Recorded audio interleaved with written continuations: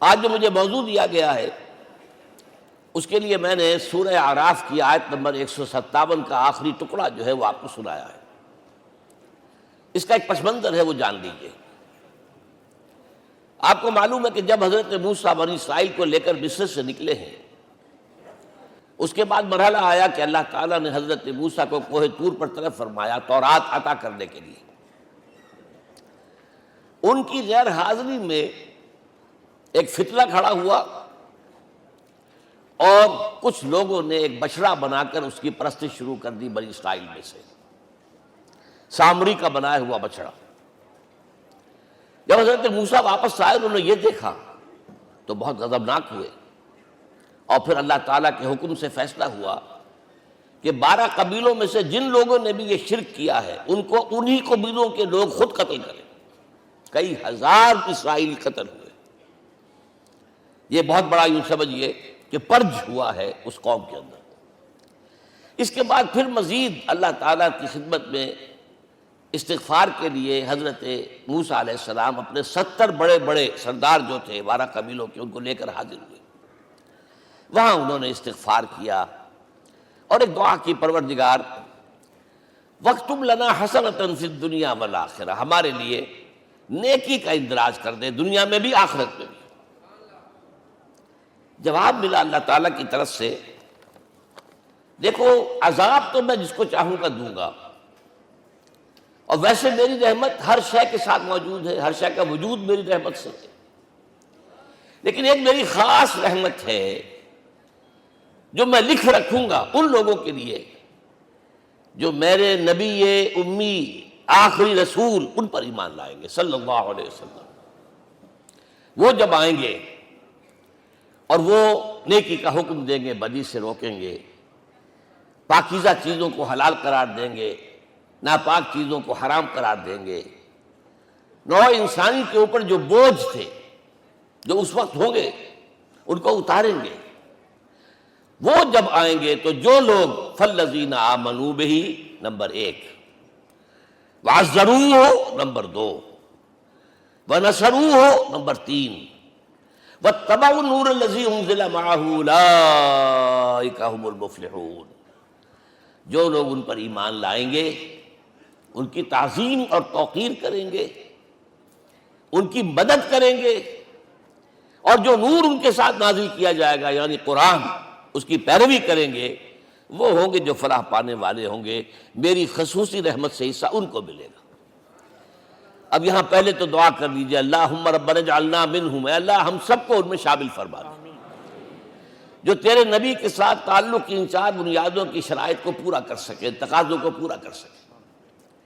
اب ذرا ان میں سے ایک ایک کو لیجئے۔ ایمان جانی پہچانی چیز ہے، ایمان جسے کہتے ہیں، اس کی تشریح میں جانے کی ضرورت نہیں، وقت بھی محدود ہے، لیکن ایک بات سمجھنے کی ہے بہت ضروری۔ ایمان کے 2 لیول ہیں، ایک قانونی ایمان ہے جس کی بنا پر ہم ایک دوسرے کو مسلمان سمجھتے ہیں، اس کا تعلق اقرار باللسان کے ساتھ ہے، زبان سے کہنا اشہد ان لا الہ الا اللہ وحدہ لا شریک لہ واشہد ان سیدنا و مولانا محمدا عبدہ ورسولہ۔ کوئی ہندو تھا، سکھ تھا، پارسی تھا، عیسائی تھا، یہ کلمہ کہے اور اسلام میں آ گیا۔ لیکن یہ زبانی کلامی ایمان جو ہے یہ انسان کی سیرت و کردار پر اثر انداز نہیں ہو سکتا۔ یہی وجہ ہے آج ہم دیکھ رہے ہیں مسلمان ہی جھوٹ بھی بول رہا ہے، مسلمان ہی بے ایمانی بھی کر رہا ہے، مسلمان ہی خیانت بھی کر رہا ہے، مسلمانوں کے لیڈر بلینز کی خیانت کر رہے ہیں۔ یہ کون ہے؟ سب مسلمان ہیں۔ وہ اس کی وجہ کیا ہے کہ ہم صرف قانونی مسلمان ہیں اور ہمارا ایمان قانونی ایمان ہے۔ اس کے لیے اسلام کا لفظ قرآن میں آیا ہے سورہ حجرات میں، قالت الاعراب آمنا قل لم تؤمنوا ولکن قولوا اسلمنا۔ اے نبی یہ بدو کہہ رہے ہیں ہم ایمان لے آئے، ان سے فرما دیجئے تم ہرگز ایمان نہیں لائے ہو، یوں کہو کہ ہم مسلمان ہو گئے ہیں۔ ولما يدخل الايمان في قلوبكم، ابھی تک ایمان تمہارے دلوں میں داخل نہیں ہوا۔ بہرحال اللہ کا شکر ہے اس نے ہمیں مسلمانوں میں پیدا کر دیا، ورنہ ہم میں سے کتنے ہوتے اگر کہیں اور پیدا ہو گئے ہوتے تو نعمت اسلام سے بھی ہم بہرہ ہو سکتے، کیا کہہ سکتے۔ اصل ایمان ہے جب وہ دل میں داخل ہو جائے، یقین بن جائے۔ اسی لیے بچپن میں یاد کیا ہوگا ایمان مجمل، آمنت باللہ کما ہوا باسمائہ و صفاتہ وقبیلۃ جمیع احکامہ اقرار باللسان و تصدیق بالقلب.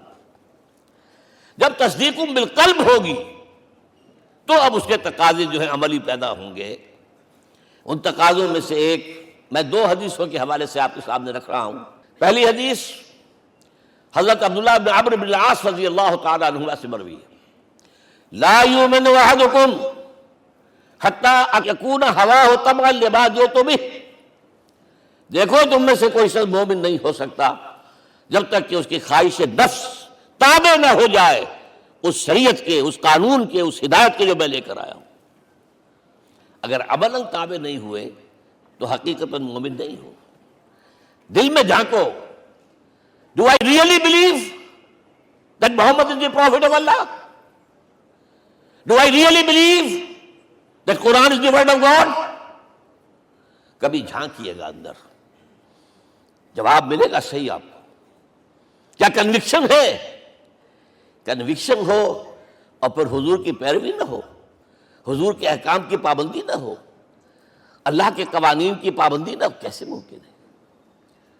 حضور تو فرماتے ہیں صلی اللہ علیہ وسلم ایک ایسی بد اخلاقی اور کج خلقی پر صرف اسے کوئی گناہ کبیرہ بھی نہیں کہیں گے.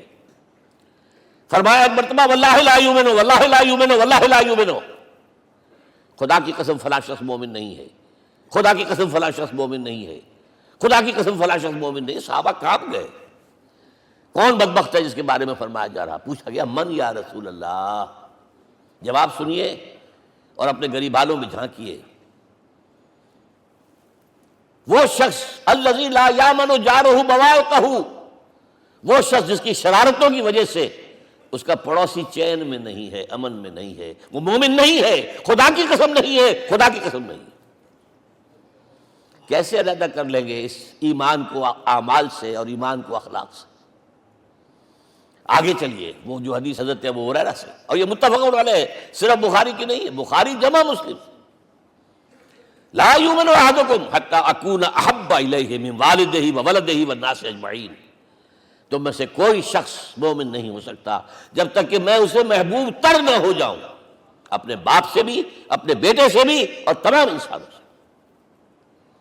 جھانک لیجئے دل میں صورتحال یہ ہے یا نہیں ہے. کیوں محبوب ہو جائیں؟ اس لیے کہ آپ کے ذریعے ہدایت ملی ہے، آپ کے ذریعے ہم اللہ سے جڑے ہیں. اور آپ کو معلوم ہے دنیا میں کوئی شاہ ہدایت نہیں، نعمت نہیں ہے جب تک کہ نعمت ہدایت نہ ہو. اگر صحت اچھی ہے، ہدایت نہیں ہے، تو بدماشیاں کریں گے. کیا کریں گے؟ آپ کو معلوم ہے صحت اچھی جو ہے کدھر جا کے کھپے گی اگر ہدایت نہیں ہے. اگر دولت ہے، ہدایت نہیں، کیا کریں؟ گلچھرے اڑائیں گے، عیاشیاں کریں گے، لوگوں پر اپنی دولت کا روب گانٹیں گے. اولاد ہے، ہدایت نہیں ہے، یہ اولاد سہان روح بھی بن جائے گی کہیں آپ کے لیے. کوئی شے نعمت نہیں ہے جب تک کہ نعمت ہدایت نہ ہو. اور ہدایت ہمیں ملی محمد رسول اللہ صلی اللہ علیہ وسلم کے ذریعے. تو آپ سے بڑھ کر محبوب کون ہوگا؟ اس کے ضمن میں ایک بڑا پیارا واقعہ آتا ہے. حضرت عمر سے پوچھتے ہیں حضور ایک مرتبہ، عمر تمہیں مجھ سے کتنی محبت ہے؟ اندازہ کیجئے کہ اس قدر اپنائیت کسی سے ہوتی ہے تب یہ سوال ہوتا ہے. عمر تمہیں مجھ سے کتنی محبت ہے؟ عرض کیا حضور مجھے آپ دنیا کے ہر انسان سے زیادہ محبوب ہیں. فرمایا اور اپنی جان سے؟ ذرا سا توقف کیا، دل میں جھانکا. ہاں حضور اب میں یہ بھی کہتا ہوں کہ میری جان سے بھی زیادہ عزیز ہے مجھے. آپ نے فرمایا الان عمر اب پہنچے ہو جو مقام ہے، اب درکار ہے، جو مطلوب ہے. تو محبت اس درجے کی، اطاعت اس درجے کی اگر نہیں ہے تو ایمان نہیں ہے. ہاں قانونی ایمان ہے، اب مسلمان ہے، اللہ کا شکر ہے، بہت بڑا فضل ہے. اب اگلے بات پر آئیے. الضروح،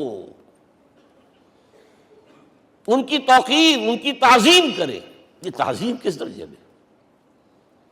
اب وقت بہت کم ہے، میں صرف آپ کو سورہ حجرات سے مثال دے رہا ہوں. فرمایا گیا یا ایھا الذین آمنوا لا ترفعوا اصواتکم فوق صوت النبی ولا تجہروا لہ بالقول کجہر بعضکم لبعض ان تحبط اعمالکم وانتم لا تشعرون. اے ایمان والو، کبھی اپنی آواز کو حضور کی آواز سے بلند تر نہ کر دینا، کبھی جس طرح بلند آواز سے ایک دوسرے سے بات کرتے ہو ایسے نہ کر بیٹھنا، مبادا تمہارے سارے اعمال حق ہو جائیں۔